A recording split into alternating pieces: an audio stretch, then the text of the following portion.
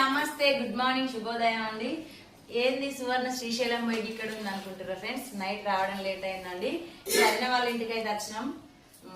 మన అన్నయ్య వదిన అన్నట్టు ఇంకా అయితే చాయ్ పెట్టిరు వేడి వేడిగా. వీడియో తీయమంటే చాయ్ చల్లగా అవుతుంది అంటారు ఫ్రెండ్స్. చాయ్ చల్లగా అవుతుంది ఆగరంట. తీసుకో వదిన. ఇంకా మొత్తానికి అయితే కొంచెం ఈ రోజు అది ఏది టెంపుల్ మైసిగడ్డ దగ్గరికి అయితే వెళ్తున్నాం, టెంపుల్ దగ్గరికి.